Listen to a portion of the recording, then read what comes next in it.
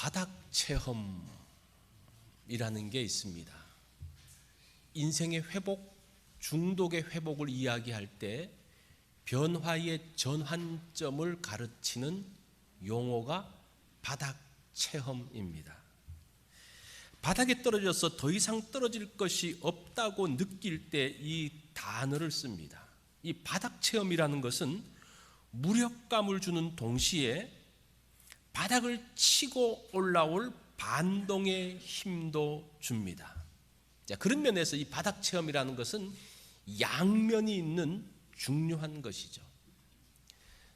제가 이 내용은 굿바이 게으름이라는 그 문유한 씨가 쓴 책에서 인용을 하고 있는 건데, 그 책을 계속 인용을 해보면 많은 경우 바닥 체험은 안타깝게도 인생의 큰 불행을 겪을 때에 찾아온다. 예상치 못한 질병, 파산, 사고, 실패 같은 상실의 테마로 다가온다. 사람들은 그러한 사건을 통해 죽음이나 불행한 미래를 아주 가깝게 마주한다. 그것은 고통이며 혼란이다. 하지만 일부 사람들은 이 시간을 통과하면서 삶에서 진정 중요한 것이 무엇인지 깨닫는다. 가치의 재배열이 이루어진 것이다. 가치의 재배열은 인생의 변곡점, 인생의 터닝 포인트라고 말할 수 있습니다. 인생의 변곡점이 되어 새로운 인생을 시작할 수 있도록 한다라고 이야기합니다. 시편 34편이 그 내용이에요. 다윗의 바닥 체험을 통해서 그 인생의 변곡점을 만드는 것이 바로 34편의 내용입니다. 시편 34편은 그 표제어를 보면 이렇게 되어 있습니다. 다윗이 아비멜렉 앞에서 미친 채 하다가 쫓겨난 시라고 이야기를 합니다. 이것은 사무엘상 21장 10절로 15절의 배경이죠. 다윗이 누굽니까? 한때 이스라엘의 영웅이었습니다. 어린 소년이 누구도 상대하지 못했던 그 블레셋의 장수 골리앗을 무너뜨리면서 혜성같이 등장하게 되어지죠. 그러면서 이 다윗은 정말 이스라엘의 영웅으로 등극합니다. 다윗이 나가서 전쟁을 하면 백전백승을 하게 되죠. 모든 일들을 지혜롭게 처리하는 그러한 사람이었습니다. 다윗이 전쟁을 끝나고 돌아올 때에 여인들이 뭐라고 이야기합니까? 이 노래를 부르면서 사울은 천천히요 다윗은 만만이라. 그 말이 무슨 말입니까? 사울이 전쟁에 나가서 죽인 사람은 1000명밖에 안 되는데 다윗이 나가서 죽인 사람은 10,000명이다. 그런 말이었어요. 이 민심이 기울어지는 것을 보면서 사울이 드디어 어떻게 합니까? 다윗을 향해서 시기심을 갖게 되죠. 이 다윗은 인생의 최고점에서 팍 추락합니다. 그것이 다윗의 모습이에요. 자, 이 다윗이 추락하고 난 다음에 하루아침에 국민 영웅에서 도망자 신세가 되어집니다. 이 사울이 계속적으로 다윗을 추격하면서 군사들을 계속적으로 보내는 거. 어떤 때는 또 사울 자신이 다윗을 잡기 위해서 가기 시작을 합니다. 자, 그런 가운데서 그는 홀로 외로이 도망을 다니죠. 이스라엘에서 가장 험난했던 그 유다 평야의 그 비탈길마다 또 있는 그 돌산마다 거기에 동굴에 숨어서 지내면서 있었습니다. 그래도 더 이상 도망갈 곳이 없으니까 마지막으로 다윗이 하는 게 뭡니까? 망명의 길을 떠나요. 이 원래 적의 적은 친구거든요. 그래서 이스라엘과 가장 적이 누군가 하니 블레셋이니까 블레셋으로 도망을 갑니다. 망명을 신청하게 되죠. 그래서 이때 경험을 기록한 것이 그 블레셋 망명 가서 일어났던 그 사건을 경험하고 난 다음에 쓴 시가 시편 34편이라는 겁니다. 그래서 이 내용을 보면 아비멜렉에게 도망간 것으로 이야기해요. 이 아비멜렉이 무엇인가 하니 애굽 왕을 바로 파라오라고 이야기해요. 그 바로 그러면 애굽의 왕이라는 그런 말입니다. 그런데 아비멜렉 그러면 무엇을 말하는 거 아니에요? 블레셋의 왕이라는 말이에요. 정확하게 말하면 아기스 왕에게 도망을 갑니다. 그래서 이 아기스 왕에게 도망을 가면 자기가 숨통이 트일 것 같은데 거기 딱 갔을 때 어떤 일이 벌어집니까? 그 신하들이 뭐라고 이야기해요? 사무엘상 21장 13절에 보면 11절에 보면 이렇게 말하죠. 이는 그 땅의 왕 다윗이 아니니까 무리가 춤추며 이 사람의 일을 노래하여 이르되 사울이 죽인 자는 천천히요 다윗은 만만이로다 하지 아니했습니까? 이 다윗은 블레셋에 가면 살아날 줄 알았어요. 그런데 딱 들어가니까 거기가 호랑이 굴인지 몰랐어요. 인생 외통수에 딱 걸리는 겁니다. 있을 수도 없고 도망 나올 수도 없고, 그러면서 그 인생 외통수에서 다윗이 한 일이 뭡니까? 사무엘상 21장 13절에 보면 그들 앞에서 그의 행동을 변하여 미친 채 하고 대문짝에 그적거리며 침을 수염에 흘리매. 자, 이런 행동을 했을 때 이 다윗이 얼마나 비참함을 느꼈겠습니까? 다윗이 미치지 않고는 도망 나올 수 없는 상황, 미친 채 하지 않고는 살 수 없는 상황. 우리 가끔 우리의 그 인생 가운데서 어떤 문제가 딱 걸리면 미치지 않으면 살 수 없을 것 같은 어떤 그런 상황이 있습니까? 지금 다윗의 상황이 그런 상황이었어요. 그 미친 채 한다고 살아날 수 있을까? 그것도 몰라요. 그냥 결과가 잘 나와서 그렇지, 원래 그 영웅들은, 원래 그 왕들은요, 뭐 미친 채 하든지 쓸모없는 사람들은 그 자리에서 죽여버립니다. 원래 정상대로 하면요, 다윗이 미친 채 하고 이렇게 하면요, 그 자리에서 죽여버리는 게 정상인데 사실은 하나님의 은혜가 그 가운데 있었다고 봐요. 그래서 죽이지 않고 어떻게 합니까? 쫓아보내요. 자, 이런 상황 가운데서 블레셋에서 도망 나옵니다. 그런데 블레셋에서 딱 도망 나오고 나니까, 그리고 아둘람 굴에 갔는데 거기서 누가 기다립니까? 400명이 기다리고 있어요. 그 사건을 보면 사무엘상 22장 1절로 2절에 보면, 그러므로 다윗이 그곳을 떠나, 이 그곳은 무엇을 말하는 거 아니? 아기스가 있는 땅을 이야기합니다. 아둘람 굴로 도망오매 그의 형제와 아버지의 온 집이 듣고 그리로 내려가서 그에게 이르렀고, 환난당한 모든 자와 빚진 모든 자와 마음이 원통한 자가 다 그에게로 모였고 그와 함께 한 자가 얼마였더라? 400명이었더라. 그 다윗이 그 바닥 체험, 거의 인생에서 끝났다라고 생각하고 난 다음에 딱 돌아봤을 때 상황이 어떻게 되어 있습니까? 바뀌어져 있었어요. 이것을 인생의 변곡점이라고 이야기를 해요. 정말 죽을 것 같은 그 고비를 넘기고 나왔을 때의 그 새로운 반전을 경험하게 되는 것을 보게 됩니다. 처절했던 때에 함께 하셨던 하나님을 기억하면서 다윗이 이런 이야기를 해요. 이 정말 그의 그 경험들을 말하면서 너희는 여호와의 선하심을 맛보아 알지어다, 그렇게 이야기해요. 너희가 여호와의 선하심을 맛봤느냐? 그것을 한번 맛보라고 이야기하면, 이 맛본다라는 이 단어가 무엇인가 하니 음식을 시식한다는 그런 뜻이에요. 우리가 음식을 왜 시식합니까? 이게 맛있는가 맛있지 않는가를 알기 위해서 시식하는 거죠. 분별하기 위해서, 하나님이 어떤 분이신지 알기 위해서, 분별하기 위해서 약간 먹어보는 것, 약간 경험해보는 것을 이야기하고 있습니다.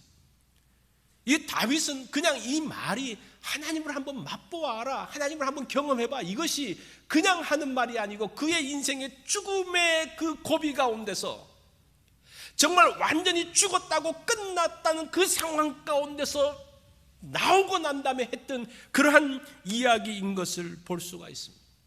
그런 면에서 시편 34편은 그 다윗이 심려를 기울여서 쓴 시입니다.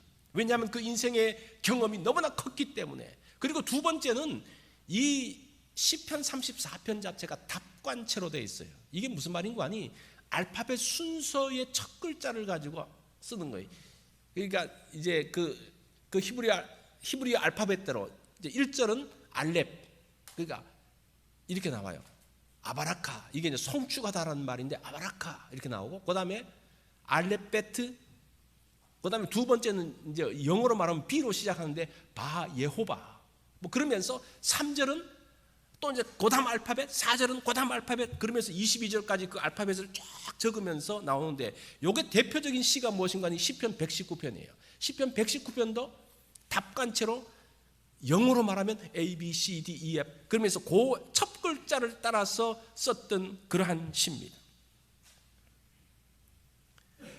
그가 인생의 변곡점을 경험하면서 새로운 가치의 재배열을 하게 되죠.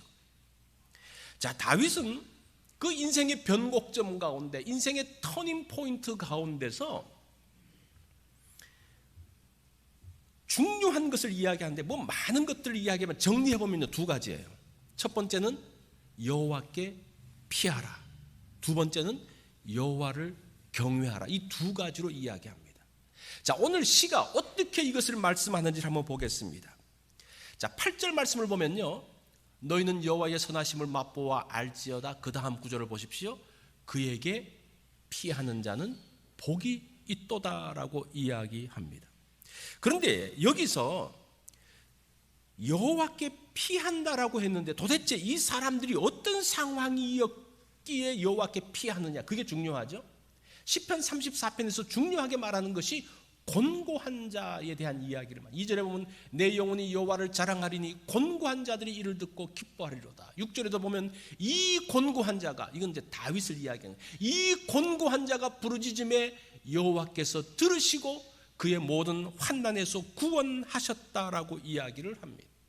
이 곤고한 자라는 단어는 무엇인가 하니 고통으로 인해서 비참한 상태에 있는 사람, 그런 뜻이에요. 그냥 고통, 아파, 힘들어, 그것만이 아니에요. 물론 우리가 어려운 일이 있으면 아프죠, 힘들죠. 그 정도가 아니고 그것 때문에 아주 비참해지는 것을 이야기하는 거예요. 그런 어려운 일을 당하면서 사람들이 다 손가락질할 것 같은 어떤 그런 느낌, 그런 생각 때문에 견디지 못하는, 이 어려움을 당할 때 사람들이 와서 위로도 해주고 그러잖아요. 자꾸 그런 한 번 위로는 괜찮아요. 그런데 또 어려움 당하고 또 어려움 당하고 사람들이 와서 위로하는 것마저도 어떤 느낌이 듭니까? 싫어질 때가 있어요. 저 사람이 말은 저렇게 하지만 속은 손가락질 할지도 몰라, 뭐 그런 생각이 들 때가 있잖아요. 그죠? 그게 비참한 상태라는 거예요. 그러면서 영적으로, 정신적으로 완전히 바닥을 치고 있는 그러한 상황을 이야기하고 있습니다. 이 다윗의 생애를, 다윗이 그 피난 그 길을 보면 다윗이 유다 광야에서 주로 이제 도망 다니거든요. 왜 유다 광야를 도망 다니는 거 아니? 그래도 그 동네가 자기도 유다 지파니까 그래도 자기 같은 유다 지파끼리는 그래도 자신을 보호해 주겠지. 물론 그 유다 광야가 험난한 지역이기도 하지만 그 지역이 유다 사람들이 있기 때문에 자기가 도망가는데, 그 유다 사람들로부터 배반을 당하면서 너무나 힘들어하는 거예요. 내가 유다 사람들마저에도 버림을 당하는 것 같은 그런 느낌을 갖는 거예요. 자, 그러한 상황들, 16절을 보면 더 기가 막힌 이야기를 해요. 이 곤고한 자가 부르짖음에 여호와께서 들으시고, 이거 참 기가 막힌 말인데, 곤고한 자, 이 곤고한 자는 다윗이라 그랬죠. 다윗이 곤고한 가운데서 부르짖음에 여호와께서 들으시고, 그런데 이 들으시고라는 단어가 순종하다는 말이에요. 이상하죠? 우리가 하나님 앞에 기도했는데 하나님이 그것을 들으시고 하나님이 순종하신대요. 이 말은 무슨 말인 거 아니? 뭐 하나님이 순종한다는 표현이라기보다는 다시 해석하면 그 부르짖음을 들으시고 바로 조치하셨다라는 그런 말이에요. 이것이 하나님께 피할 때의 그 특권이라고 이야기를 하고 있습니다. 4절에도 보면 내가 여호와께 간구하며 내게 응답하시고 내 모든 두려움에서 나를 건지셨다라고 이야기를 하고 있습니다. 모든 어려움, 한 가지 그 문제만이 아니라 모든 어려움에서 우리를 건지셨다고 이야기합니다. 제가 앞서서 말씀드린 그 문요한 시 책을 이야기했는데, 그 문요한 시는 원래 정신과 전문의로 있다가 병원을 정리하고 작가로 변신한 사람입니다. 이 사람이 원래 이제 의대를 다닐 때도 그냥 자기 부모님, 자기가 특별한 목표가 없었기 때문에 부모가 가라 그래가지고 의대를 간 거예요. 그러다 보니까 공부하면서 갈등하면서 2번이나 휴학을 했답니다. 그러면서 고민하고 갈등했던 자신의 그 모습, 그 다음에 그 의사로 있으면서 사람들을 많이 상담하면서 사람들이 가졌던 그 복잡한 문제들, 그 가운데서 이 사람이 그걸 가지고 책을 하나 썼는데 그 책 제목이 무엇인가 하니 1000개의 문제 하나의 해답이에요. 재밌죠, 그죠? 질문은 1000개고 문제는 1000개인데 답은 뭐라는 겁니까? 1개라는 거예요. 제가 이 시편 말씀을 보면서 그런 느낌이 들어요. 문제의 핵심은 하나예요. 많은 문제들, 많은 고민들, 많은 갈등들이 있는데 그 답은 몇 개라고? 하나예요. 그게 뭡니까? 여호와께 피하는 거예요. 여호와께 피하는. 험난한 인생을 살았던 다윗이 그렇게 이야기합니다. 여호와께 피할 때에 모든 두려움의 문제들을 해결할 것이다라고 말씀을 하고 있습니다. 모든 환난 가운데서 건지신다라고 이야기합니다. 이 던킨 도넛이라는 그 가게를 아시죠, 그죠? 처음에 이제 미국 왔을 때 이게 굉장히 눈에 띄어서 사 먹었던 기억이 있는데, 이 던킨 도넛은 1950년에 미국 매사추세츠주에서 윌리엄 로젠버그가 창립한 도넛과 커피 전문점이라고 합니다. 지금 전 세계 6,200개 이상의 점포를 가지고 있는 세계에서 가장 큰 커피와 좋은 빵을 굽는 체인점이라고 이제 광고를 하고 또 사람들이 그렇게 생각을 하고 있습니다. 이 던킨이라는 뜻이 이런 뜻이래요. 담그다, 적시다라는 뜻인데, 그러니까 커피나 티에 이 빵을 적셔서 먹는다라는 그런 의미가 있다라고 그러더라고요. 근데 이 창업자인 로젠버그가 72회 생일에 이제 생일 파티에 모인 사람들에게 자신의 인생을 회고하면서 이런 이야기를 합니다. 나는 몹시 가난하게 자랐고 교육도 제대로 받을 수 없었습니다. 그러나 하나님께서는 내가 지기 어려운 힘든 모든 짐을 항상 대신 짊어 주셨습니다. 이런 간증을 했다. 이런 이제 회고담을 이야기했다고 합니다. 로젠버그는 하나님께 피하는 사람이었습니다. 하나님께서 피할 길을 주시고 은혜를 주시고, 그래서 그가 그 인생을 마무리하면서 이 던킨 도넛으로 내가 이렇게 부도 누리고 또 성공도 하고 했는데 그 모든 것이 하나님의 은혜였다라고 이야기를 합니다. 이게 하나님께 피하는 것을 이야기하는 것. 하나님께 피하는 것. 그것이 다윗의 인생 터닝 포인트, 인생 변곡점을 만드는 첫 번째 원리입니다. 자, 두 번째는 무엇인가 하니 여호와를 경외하는 겁니다. 9절에 보면 너희 성도들아 여호와를 경외하라. 그를 경외하는 자에게는 부족함이 없다. 이 경외라는 단어가 두려움이라는 단어가 있을 뿐 아니라 존경심이라는 단어도 있어요. 그래서 이 두려움, 경외함이라는 것은 그냥 사람이 그냥 이 폭력으로 인한 공포로 인한 두려움이 아니라 그 사람을 존경함으로 인한 그 두려운 마음, 감정을 이야기하고 있습니다. 잠언 1장 7절에 보면 여호와를 경외하는 것이 지식의 근본이거늘 이렇게 이야기하죠. 하나님이 누구신 줄 알 때에 하나님을 경외한다라고 이야기를 하고 있습니다. 자, 10절에 보면 하나님을 경외하는 사람과 대조하는데 참 시의 내용들이 굉장히 재미있는 것들이 많아요. 젊은 사자는 궁핍하여 줄일지라도 여호와를 찾는 자는 모든 것에 부족함이 없을 것이라고 이야기합니다. 이 젊은 사자는 가장 강한 사자를 이야기합니다. 이 사자가 줄일 수 있습니까? 이 사자가 굶주리지 않아요. 특별히 젊은 사자들은 굶주릴 이유가 없습니다. 자기가 마음만 먹으면 사냥해낼 수가 있어요. 그런데 이런 젊은 사자도 궁핍하고 줄일 수 있는데 언제일까? 아마 천재지변 같은 경우가 있으면 아마 그러지 않을까? 뭐 그런 생각을 해보는데, 그런 경우라도 이건 거의 불가능한 상황에 일어나더라도 뭐라고 말합니까? 여호와를 찾는 자는 모든 것에 부족함이 없다라고 이야기하고 있어요. 이것이 다윗의 고백이었어요. 이 굉장한 이야기잖아요.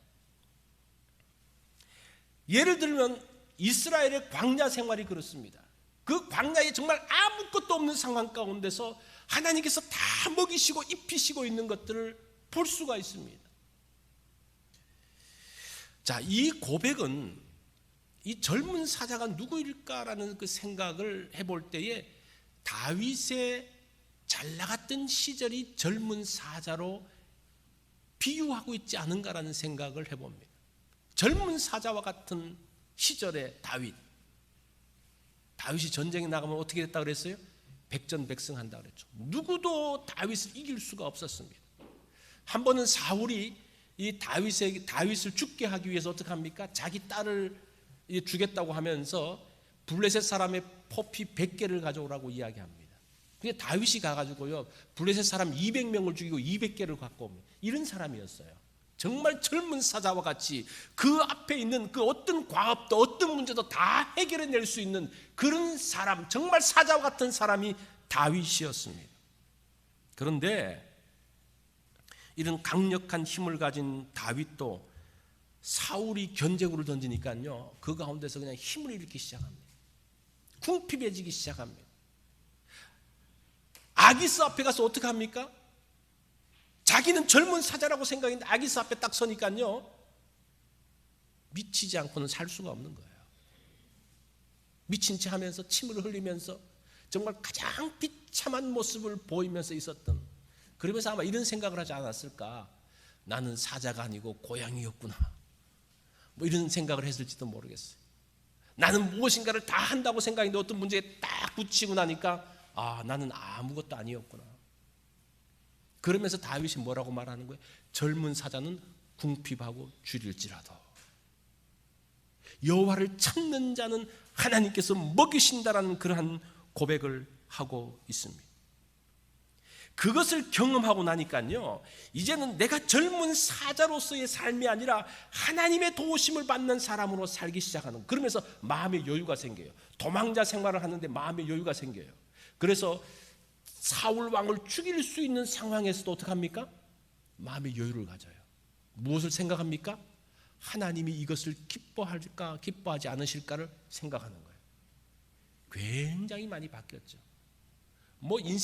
인생을 보는 눈이 완전히 달라졌던 것을 볼 수가 있습니다. 자, 그렇게 할 수 있었던 이유가 15절에 나와요.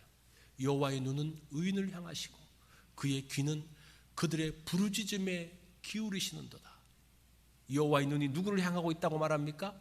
의인을 향해. 다윗을 보고 있어요. 지금 사울이 잠자고 있는 상황에서 이것을 죽여야 될까 말아야 될까? 그런데 누가 보고 있어요? 누가 보고 있어요? 하나님이 보고 계신 거예요.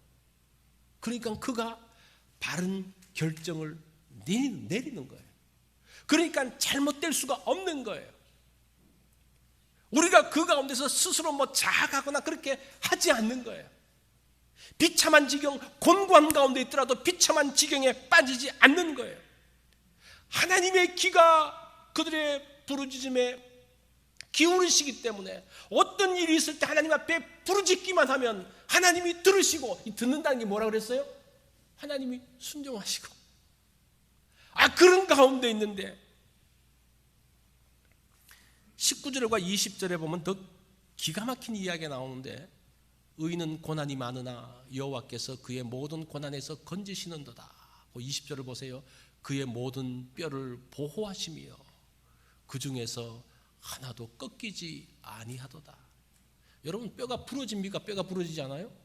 부러지죠. 팔도 부러지고 다리도 부러지고. 그런데 이 뼈는 어떤 뼈인가 하니, 에챔이라는 것은 골격을 얘기해, 척추뼈를 이야기하는 거예요. 뼈가 부러지는데 뭐가 부러지지 않는다는 거예요?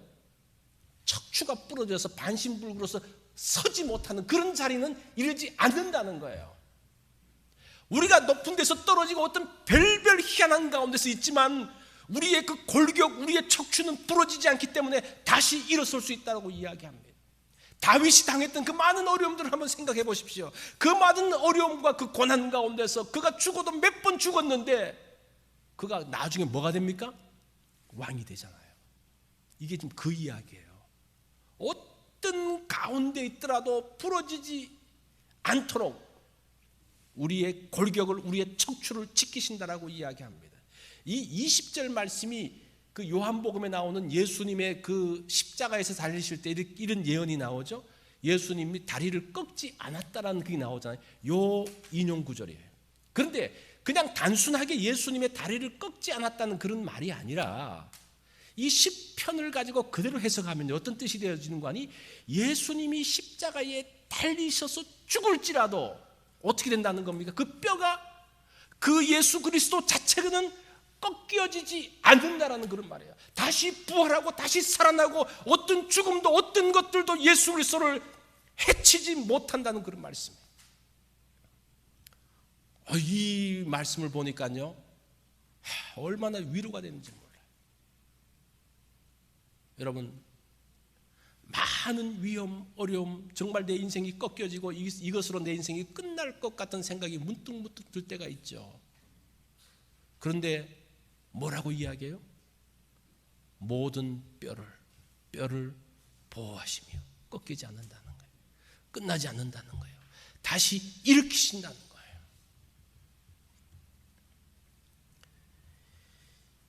이 말씀은 우리에게 위로가 됩니다. 또 21절 말씀을 한번 보세요.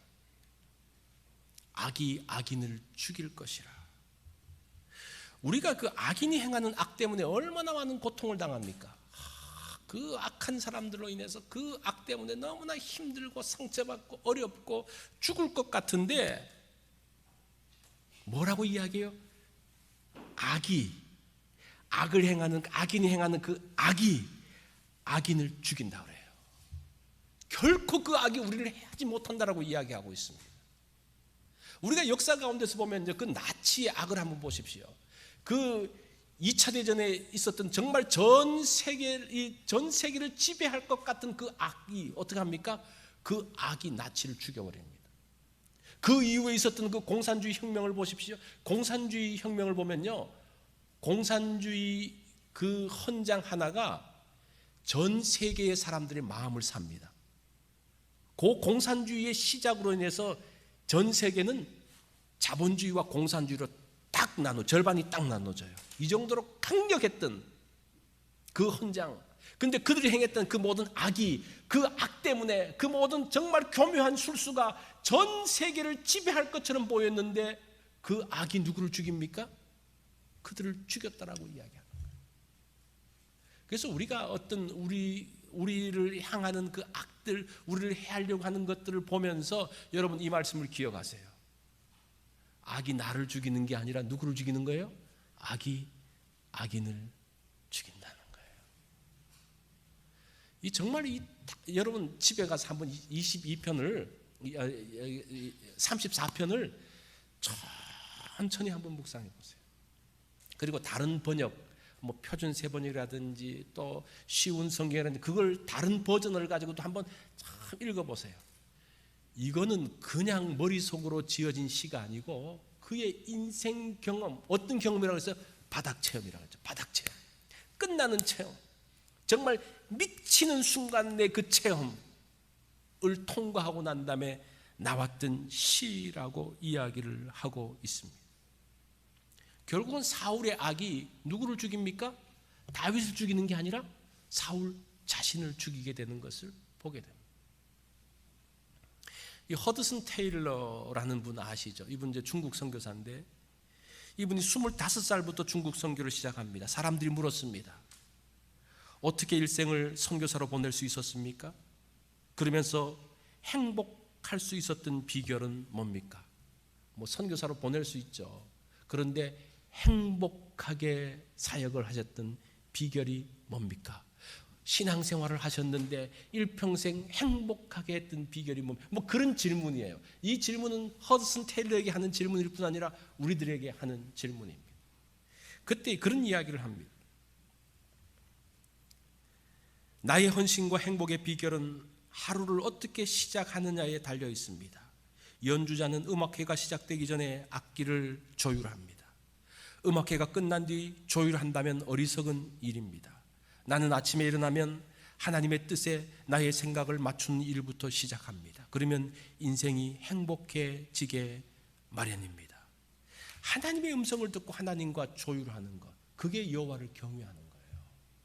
여호와를 경외한다는 것이 어떤 굉장히 복잡하게 생각하는데 하나님과 이렇게 맞추는 거예요. 하나님의 생각과 내 생각을 맞추는 거예요. 그러면요, 우리의 그 여러 가지 일들 문제 가운데서 준비가 되는 거예요. 이 상황에서 하나님은 오늘 이런 말씀을 하셨는데 요거구나. 미리 뭔가를 아는 것처럼 보이는 것 같은 그러한 삶을 살게 되는, 그러면서 하나님이 그 일들 가운데서 정말 준비하셨고 세세하게 함께 하셨다는 것을 경험하게 된다는 겁니다. 12절 말씀을 보면 이런 이야기를 하죠. 생명을 사모하고 연수를 사랑하여 복받기 원하는 사람이 누구냐?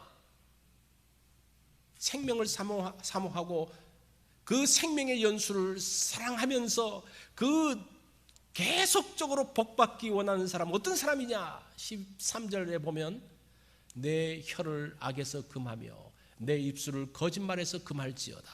악을 버리고 선을 행하며 화평을 찾아 따를지어다. 이 세 가지, 혀를 조심하는 것, 두 번째는 적극적으로 선을 행하는 것, 세 번째는 화평을 찾아서 행하는 것이라고 이야기를 하고 있습니다. 인생은 항해와 같습니다. 이 말은 자주 하죠. 왜냐하면 배를 타고 있으면요 계속 흔들려요. 왜 흔들립니까?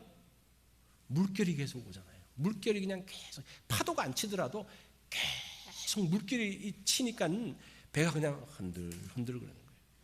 우리 인생이 그렇다는 거예요. 어떨 때는 또 큰 파도가 몰려서 배를 그냥 흔들어 놓을 때가 있습니다. 파도에 의해서 나의 배가 좌초되어집니다. 자, 그럴 때 어떻게 됩니까? 어디로 가서 구조를 요청해야 됩니까? 이 배에 보면 큰 유람선이 있어요. 저 아래는 정말 이 폭풍에 흔들리는 작은 배가 있죠. 근데 이제 이 유람선이 만약에 사람을 건져주면 배가 크면 흔들리는 게 어떻습니까? 좀 덜해요. 우리가 어디로 옮겨 타야 된다는 겁니까? 큰 배로 옮겨 타면 이게 덜 흔들린다는 거예요. 이게 하나님께 피하는 거예요. 하나님께 피하는 거예요. 우리가 큰 배로 올라갈 생각을 자꾸 해보십시오. 그리고 이 큰 배에 올라타면, 유람선에 올라타면 그 유람선에서 즐기려고 하면 그 배의 이용 규칙을 잘 알아야 됩니다. 그러면요 100배로 즐길 수가 있어요. 어느 장소에 가면 무슨 재미있는 게 있고, 어디 가면 무슨 재미있는 게 있고, 몇 시에 가면 어떤 음식이 나오고, 뭐 음식이 늘 있지만 특별 음식은 시간대별로 잠깐 나왔다 없어져요. 이제 그런 것들을 잘 알면 즐길 수가 있다는 거예요. 이게 뭡니까? 우리가 하나님 신앙생활을 하면서 그 하나님께서 말씀하신 것들을 잘 듣는다는 게 뭔가 여호와를 경외하는 거예요. 그 말씀을 존중하고 따르는 것을 이야기하고 있습니다. 자, 오늘 시편 34편은 인생의 바닥을 체험한 다윗의 시입니다. 이것이 다윗의 인생 터닝 포인트, 인생의 변곡점을 만들었다는 거예요. 그 두 가지가 뭡니까? 여호와께 피하고, 두 번째는 여호와를 경외하는 겁니다. 여러분들이 인생의 바닥을 칠 때가 있어요. 이 바닥을 친다는 것은 두 가지 의미인데, 끝이다 이런 의미가 하나 있고, 바닥을 쳤기 때문에 올라온다라는 의미가 있어요. 그래서 어떤 사람은 바닥에서 나는 끝이다라고 생각하고 끝나는 사람은 그것으로 끝나고, 이 바닥을 쳤기 때문에 내가 다시 올라올 수 있다라고 생각하는 사람은 살아나는 거예요. 다윗은 두 번째 경우였습니다. 그러면서 살아나면서 새로운 인생의 변곡점을 맞이하게 된다. 새로운 인생의 가치를 발견하게 된다는 겁니다. 우리의 인생 가운데서 여러분들이 이러한 우리의 그 바닥 체험이 우리를 끝장나게 하는 것이 아니라 새로운 가치를 발견하고 새로운 인생 변곡점을 만드는 그러한 시간이 되어지기를 바랍니다. 이것이 시편 34편을 통해서 우리에게 주시는 말씀입니다. 우리 다 같이 기도하겠습니다.